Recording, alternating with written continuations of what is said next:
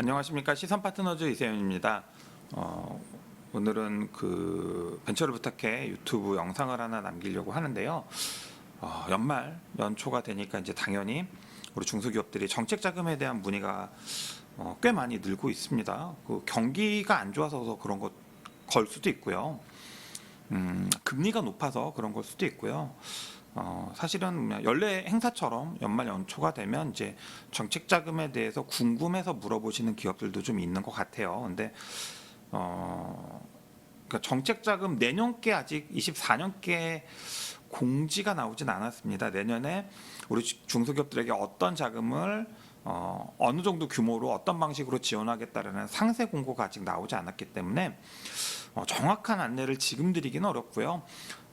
최근에 한 3년, 한 2, 3년 추세를 보면 12월 마지막 주에 거의 말일에 가까운 날짜에 공지가 나오고요.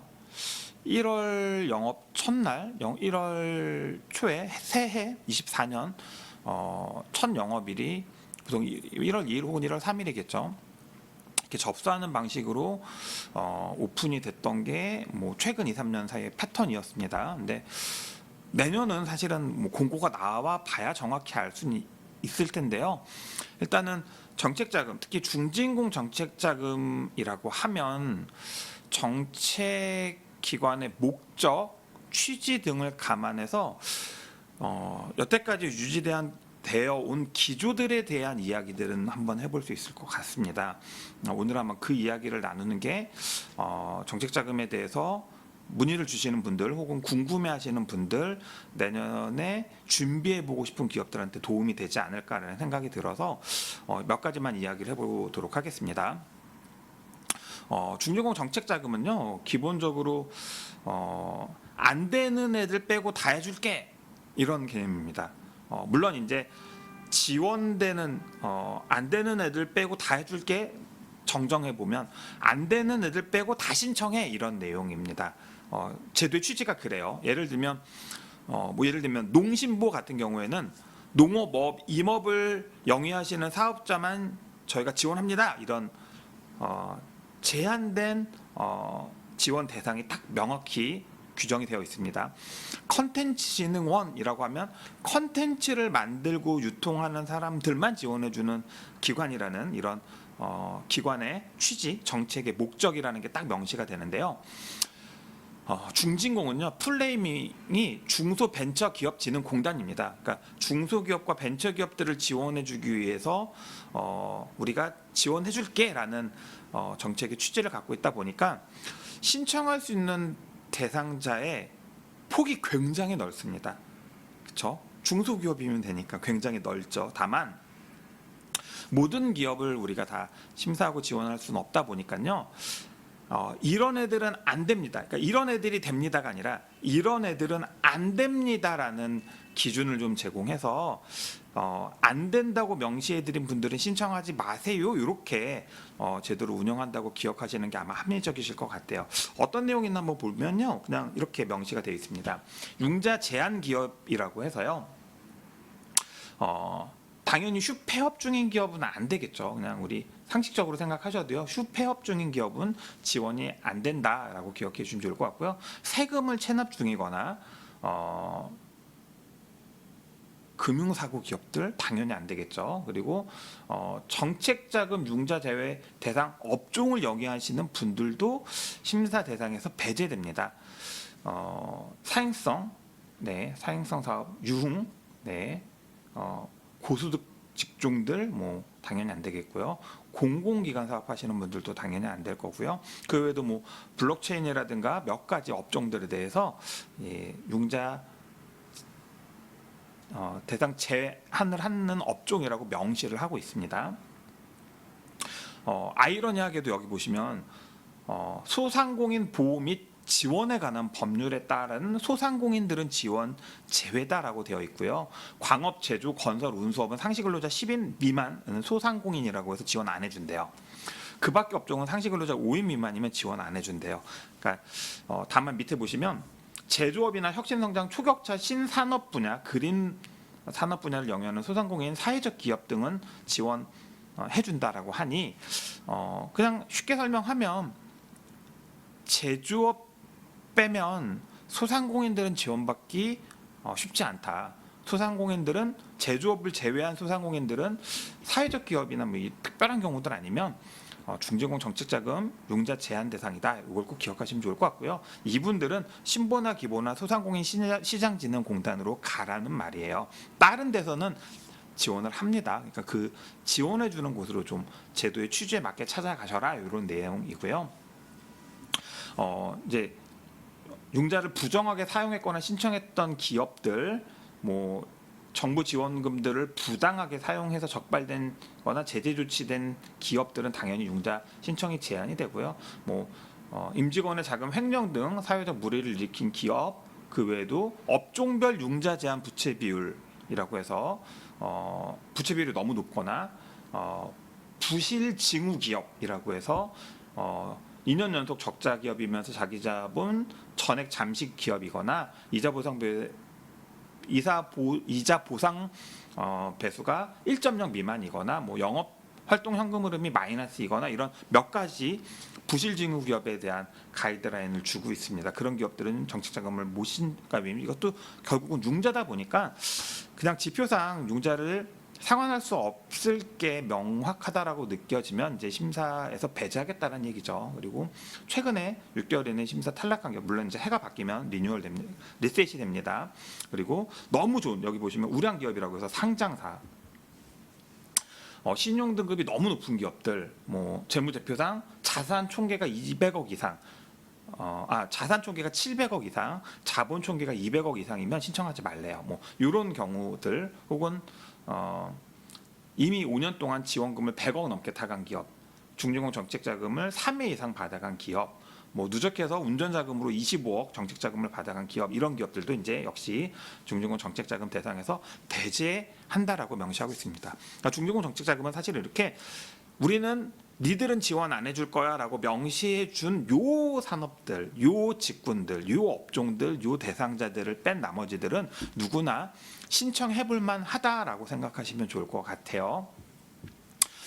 아마 내년에도 요 기조는 크게 바뀌지 않을 거다라는 생각이 좀 듭니다.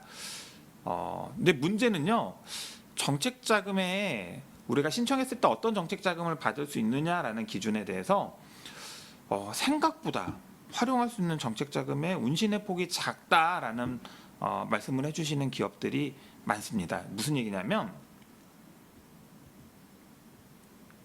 중진공 정책 자금이라는 게 결국은 신청하는 자금의 용도에 따라서 시설 자금, 땅 사고 건물 짓고 기계 사는 데 쓰는 시설 자금과 인건비나 자재비나 개발비나 생산비나 판촉비 명목으로 쓰는 운전 자금으로 크게 분류를 나누는데요. 사실 시설 자금은 업력에 무관하게 신청할 수 있는데 운전 자금들은요. 첫 번째 기준은 업력 7년 미만 기업에게만 허용해주고 있습니다. 두 번째는요. 업력 7년 이상 기업들은요. 시설 자금을 신청하는 기업에 한해서 시설 자금 신청 금액의 50% 한도 내에서 우리가 시설을 취득할 때 발생하는 것으로 예상되는 용도로 운전 자금을 신청할 수 있도록 규정하고 있습니다. 그러니까 대부분의 기업들이 땅 사고 건물 짓고 기계 사는 게 상시적으로 늘상 있는 업무는 아니다 보니까 대부분 우리가 자금이 필요합니다라고 하면 대부분 운전 자금이죠. 근데 이제 업력 7년 미만의 창업 기업들은 운전 자금을 신청할 수 있고요. 업력 7년이 넘어가는 기업들은 내가 시설 자금을 신청하는 경우에 한해서만 운전 자금을 신청할 수 있기 때문에 시설 취득 계획이 없는 기업들은 운전 자금을 중진공을 통해서 조달할 수 없다라는 게 사실은 현실적인 제약 조건이 됩니다. 다만 특정한 자금에 대해서는 업력에 무관하게 자금을 신청할 수 있게 좀 길을 열어주고 있는데요. 그 첫 번째가 수출 기업에 대한 자금입니다. 신시장 진출 자금이라고 해서요. 이제 수출을 시작하는 기업들, 수출 초보 기업들 기준으로는 이제 수출 실적이 10만 불 미만인 기업입니다. 혹은 수출 실적이 10만 불 이상인 우리 수출 기업들을 대상으로 하는 내수기업 수출기업화 자금, 수출기업 글로벌화 자금, 이 수출 자금 같은 경우에는 업력에 무관하게 우리가 운전 자금을 신청할 수 있습니다. 다만 이제 수출 기업이라고 하면 많은 기업들이 착각하시는 게 내가 해외에 있는 기업과 거래했다라고 하는 계약서와 이제 외화로 입금을 받은 내역을 제시하면 내가 수출 기업이라고 어필이 될 수도 있지 않을까 생각할 수 있는데요. 그냥 중진공 같은 경우에는 명확한 기준을 제시하고 있습니다. 수출을 하신 기업이 수출 실적에 대해서 관세 신고를 하시고요. 그 관세 신고한 내역으로 무역협회라는 곳에서 수출 실적 증명서를 발급받아서 제출하셔야만 수출 기업으로 인정이 됩니다. 정리하면 수출하시고 나서 반드시 관세 신고를 하시고요. 관세 신고한 내용을 기반으로 무역협회에다가 수출 실적 증명서 발급 요청을 하시면 그 수출 실적 증명서를 가지고 있어야 내가 수출 기업이다. 중진공은 이것만 인정한다라고 기억해 주시면 좋을 것 같습니다. 그래서 수출 실적이 크면 좋고요. 크지 않아도 수출 실적이 있으면 업력에 무관하게 운전자금을 신청할 수 있다. 요건 아마 지금까지 계속 그래왔기 때문에 내년에도 큰 변화가 없으면 동일한 기초가 유지되지 않을까 생각이 들고요. 두 번째는 이제 난 수출 안 하는데 어떻게 라고 하시는 기업들한테 하나의 보관이 될 수 있는 게 이제 개발 기술 사업화 자금이라고 해서 우리 이제 기업들이 내가 기술을 좀 갖고 있습니다. 기술을 개발할 목적입니다. 혹은 기술을 개발했습니다라는 명분으로 신청할 수 있는 자금이 있습니다. 근데 다만 이게 원래는요. 이렇게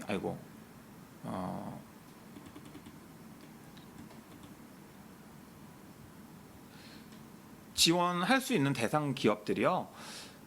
중소벤처기업부, 산업통상자원부 등 정부 또는 지자체 출연 연구개발 사업에 참여해서 기술 개발에 참여만 하면 안 돼요. 성공한 기술, 특허나 실용실현 저작권 등록 기술, 정부 및 정부 공인기관 인정한 기술, NET, NEP 같은 거요. 국내외 대학, 연구기관, 기업, 기술거래기관 등으로부터 이전받은 기술을 사업하고자 하는 기업입니다. 중요한 건. 연구소 전담부서 공인된 연구소 전담부서를 보유한 기업이 개발한 기술, 이노비즈, 메인비즈, 벤처기업, 지식재산 경영 인증 등을 가진 기업이 보유한 기술을 개발하려는 기업이 신청하려는 자금이 이렇게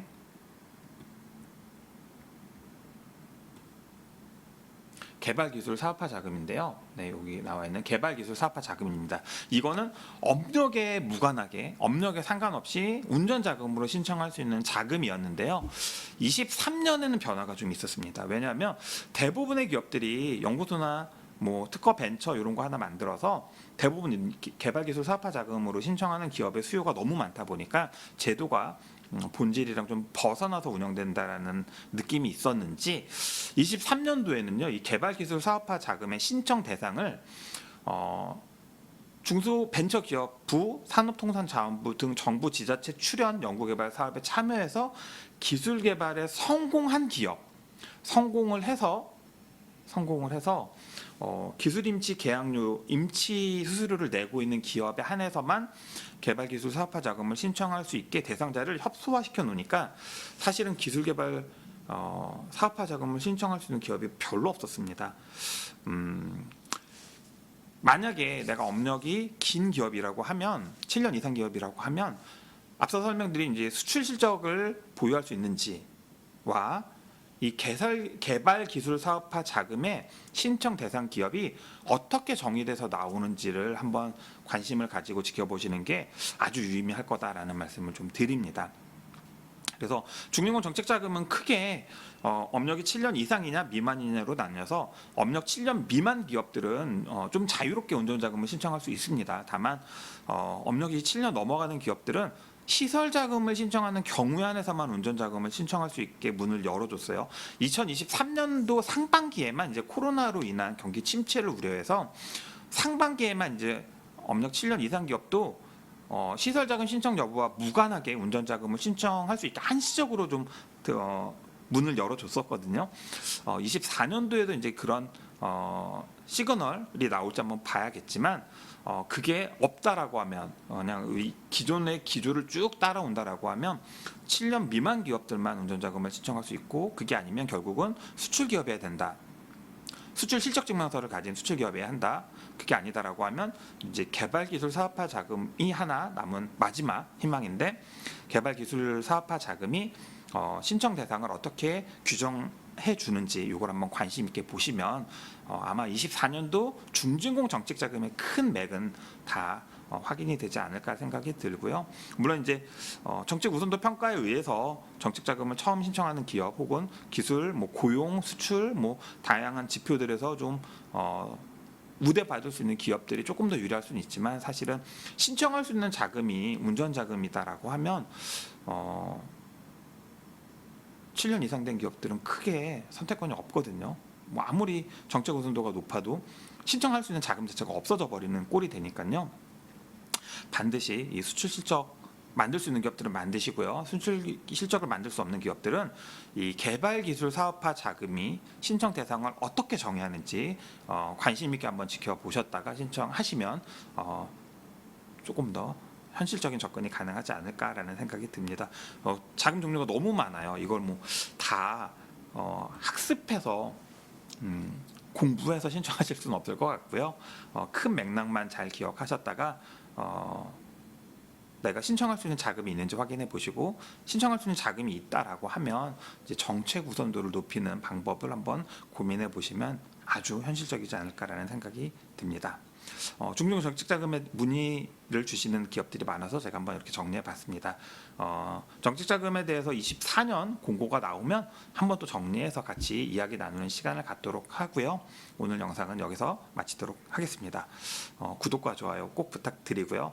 연초에는 자금 이슈가 아마 많을 테니까 자금을 다루는 이야기 많이 나누겠습니다. 많이 구독해 주세요. 감사합니다.